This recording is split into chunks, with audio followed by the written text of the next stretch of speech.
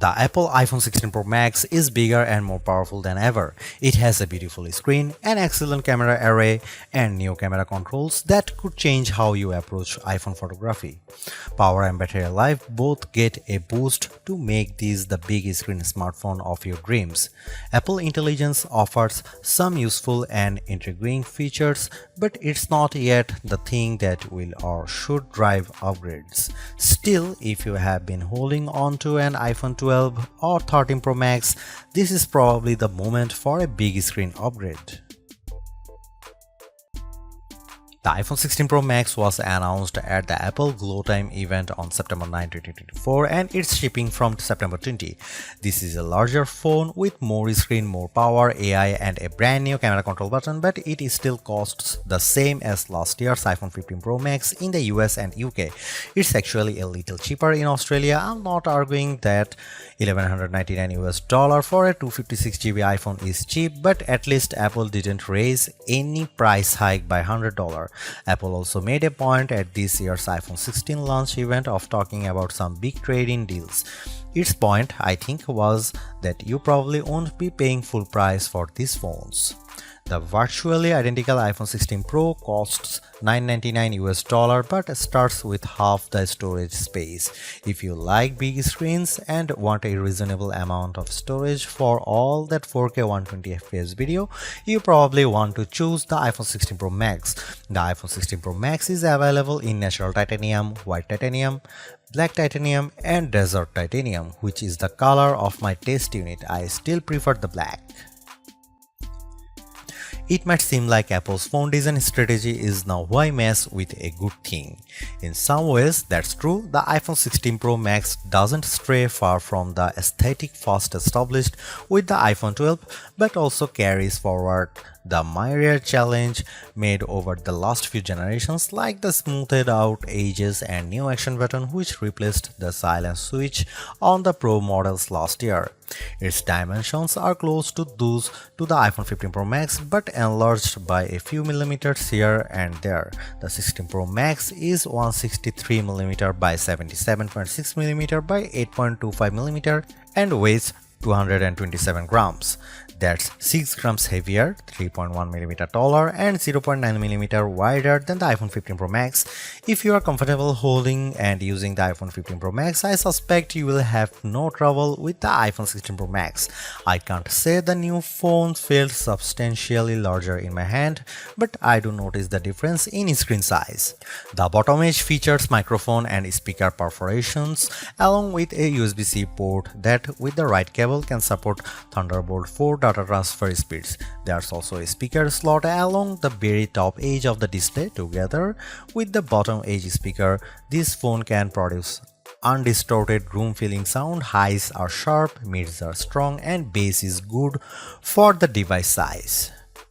Button placement is mostly identical to last year, with the volume buttons and action button on one side and the larger power or sleep or CD button on the other side. They are joined, however, by a new button, camera control, roughly the same size as the power button. The camera control button is a multi-purpose control that can recognize physical presses and lighter presses to enable haptic response and gestures. It offers instant access to the camera and with those other presses and gestures to various virtual millimeter lenses and camera settings. The materials and build quality are once again excellent. Apple used grade 5 titanium on the body over a graphite-clad aluminum substructure. Apple has also upgraded its ceramic shield, which may make it less susceptible to cracks and scratches, although I was quite careful with my 1TB desert titanium test unit, so I can't say for certain if this is the case. Okay, I did get it wet, purposely running the IP68 rated iPhone 16 Pro Max under a garden sprinkler. It was fun to watch the screen activating as it was touched by 1,000 tiny fingers when it was just water droplets, but the phone was otherwise unmoved and unharmed by the deluge. Sometimes I wonder how Apple might say its next screen technology. Will it add duper to it so it becomes super duper Retina XDR display? I mean, it may have boxed itself into a corner, but Apple skirted the issue this year by leaving its iPhone display technology pretty much untouched. This is a giant screen 6.9 inches, achieved through a combination of a slightly larger chassis and pleasingly thinner bezel. There are more pixels than last year. The iPhone 16 Pro Max screen is 2868 by 1320, while the iPhone 15 Pro Max is 2796 by 1290. There's more pixels but not a higher density. This is still 460 ppi and so falls behind the Samsung Galaxy S24 Ultra's QHD Plus display, at least on the ppi front. Apple also didn't mess with the dynamic island, which remains a useful and fungible information peel in the upper portion of the screen. It houses Face ID, depth sensors, and a 12 megapixel true depth camera. The camera takes excellent selfies and is my go-to for biometric unlocking. While the display's core specs haven't changed, they are worth noting. It's a wide color gamut screen that supports HDR True Tone always on display, means you can see a less saturated version of your lock screen without unlocking the phone, 2000 nits of peak brightness outdoors, and Pro Motion. Speaking of which, everything I did on the iPhone 16 Pro Max looked fantastic. I don't even notice the dynamic island when it's inside one of my games, and streaming videos via the likes of Netflix stands to crop out the cutout. I know everyone wants to talk about Apple Intelligence, but it's the changes to the core iOS 18 platform that will have the biggest impact on your iPhone 16 Pro Max day-to-day use. Photos, for instance, has gotten a huge overhaul, and one that I'm not entirely sure makes it better. It's a situation of who moved my cheese, as many of your core features may have shifted or been replaced. The Photos app now defaults to search and collections, which might throw people who are expecting to see their photo library. Still, if they get used to using search for some natural language queries that yield useful image results, they might be pleasantly surprised. The iOS interface is now more customizable, and if you want, you can leave spaces in your app grids. You still can't place an app icon in space that, say, straddles two spaces in the invisible grid, but I think people will appreciate this new level of flexibility. Apple seems a bit obsessed with summarization. Summaries exist in writing tools and in the new Safari, which has a slightly hidden highlights feature.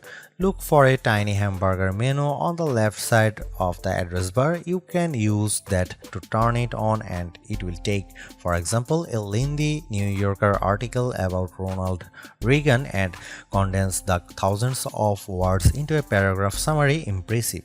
So I worry that such a boil down might leave out important nonsense. There's even a new passwords app that consolidates and surfaces all the password feature Apple has previously hidden in features like keychain. Now you have an easy to access app to manage sometimes confusing password and security word. One of my favorite new iOS 18 features is Math Notes. Inside Notes, you can scribble any question, and when you put an equal sign at the end of it, Math Notes automatically solves it and writes the answer in what will look just like your own penmanship. It's a smart bit of machine learning. None of this is as sexy as Apple Intelligence, but this and the myriad of other changes coming with iOS 18 might be more readily practical than what you can currently do with Apple's AI efforts. Apple's 13-year-old digital assistant has burst out of its floating bubble, and now when you summon it, takes over the whole screen. I switched between calling Siri by name and using a long press on the power button to call it, and each time the entire screen was encased in a beautiful multicolor glow. The display almost appears to flash when you press that button, and when you make your request, the screen pulses in response. Siri really seems more alive than ever. This, too, might be the most exciting part of the update. Apple Intelligence features that give Siri access to information about you on the phone to make its responses more contextually relevant are not here yet, nor are app insights that might help dig into applications to enable features and actions. Instead, we get a Siri that is somewhat better at handling the ahs and ums that sometimes happens when you are trying to craft a Siri prompt. I found that Siri can understand some confused talk, although if you are nearly incoherent, Siri will be lost too. Siri did well on some question and was effective at opening the FaceTime camera when I said I wanted to take a selfie. It also did well when I asked how I could share my Wi-Fi password, returning a concise step-by-step guide.